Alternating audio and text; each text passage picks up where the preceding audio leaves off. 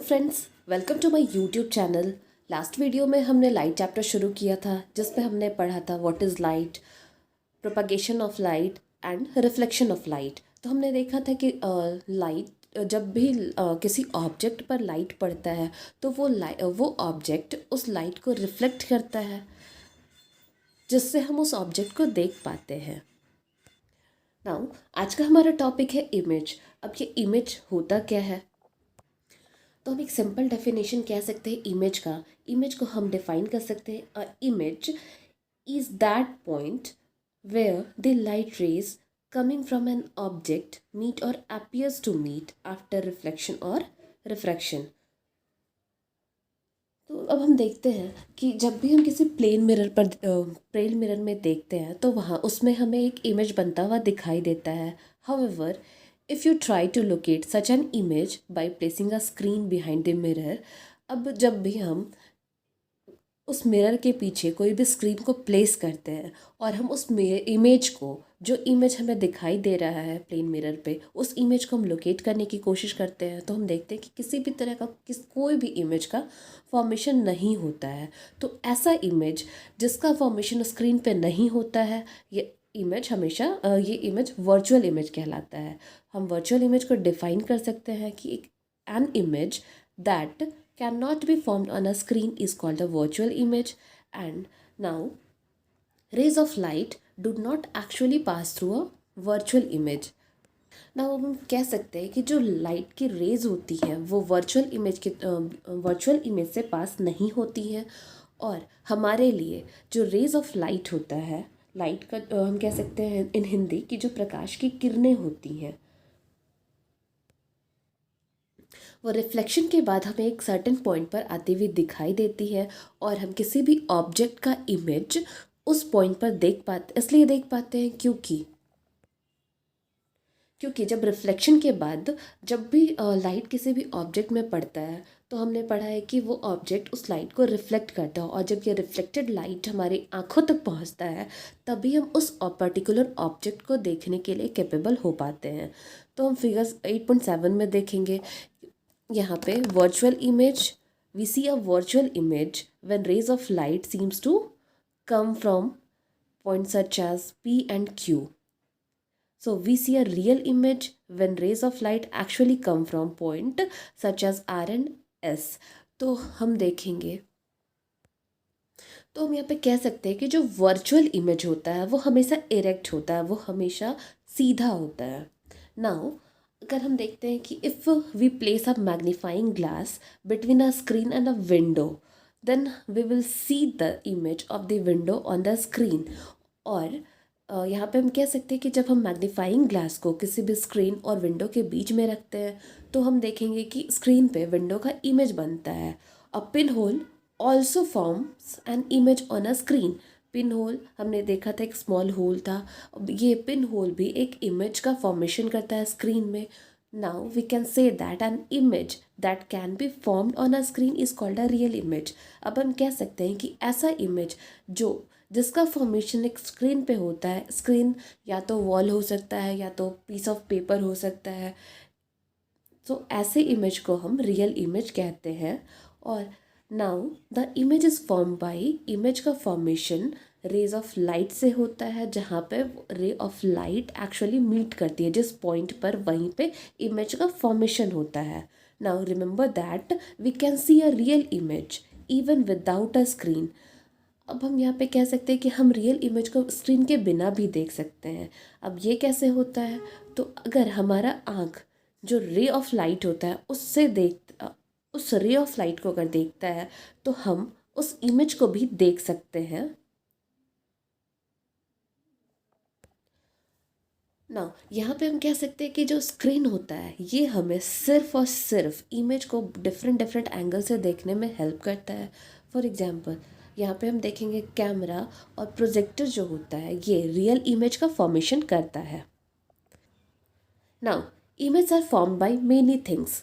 तो हम कह सकते हैं, बट जो मोस्ट कॉमन सोर्स होता है इमेज फॉर्मेशन के लिए वो प्लेन मिरर होता है। बट सिर्फ और सिर्फ हम ये नहीं कह सकते कि जो प्लेन मिरर है वही सिर्फ इकलौता ऐसा ऑब्जेक्ट है जिसमें हम इमेज का फॉर्मेशन करा सकते हैं।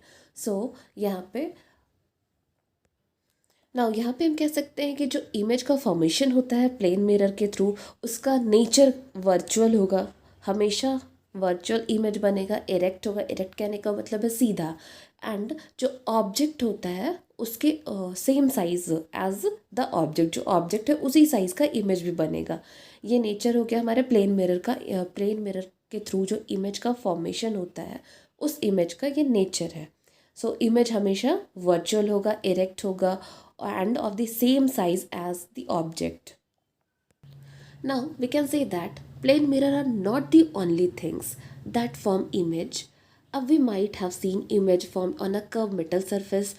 जैसे कि हम देख सकते हैं कि हमारे घर में चम्मच होगा, स्पून होगा, तो उसमें भी हम देखते हैं कि उसमें भी इमेज का फॉर्मेशन होता है। स्क्रीन, सिनेमा हॉल के स्क्रीन में इमेज का फॉर्मेशन होता है। और भी बहुत सारी ऐसी चीज़ें हैं जिनमें इमेज का फॉर्मेशन होता है, like water. So we might have notice that all image are not like those form by a plane mirror. तो अब हमने ये भी नोटिस किया होगा कि जो प्लेन मिरर होता है उसमें जो इमेज का फॉर्मेशन होता है, उसका जो नेचर होता है, और जो भी अदर ऑब्जेक्ट होते हैं लाइक मेटल सरफेस या फिर सिनेमा हॉल का जो स्क्रीन होता है, इन सारी इमेज का जो नेचर होता है वो डिफरेंट होता है। For example, image form by a pin whole. अब जो इमेज का फॉर्म, पिन होल की हेल्प से जो इमेज का फॉर्मेशन होता है उसका नेचर इन्वर्टेड होता है, और जो ऑब्जेक्ट होता है उससे हमेशा इमेज, उसका जो इमेज फॉर्म, ऑब्जेक्ट का जो इमेज बनता है वो रियल ऑब्जेक्ट से हमेशा स्मॉलर होता है। नाउ अब हम देखेंगे कि जो डिफरेंट अलग अलग टाइप का जो इमेज, अलग अलग ऑब्जेक्ट में जो इमेज बनता है उसकी नेचर, उसका नेचर क्या होता है। Now next topic is image formed by reflection from curved surfaces. So curve surfaces हमने अपने घर में, लेट्स टेक एन एग्जांपल, हमने अपने घर में देखा होगा चम्मच। तो कभी हम जब चम्मच देखते हैं तो चम्मच का एक सरफेस इनवर्ड कर्व्ड होता है और दूसरा सरफेस आउटवर्ड कर्व्ड होता है। तो यहाँ पे हम कह सकते हैं जब the back of the spoon curves outward while the front is hollow and curves inward.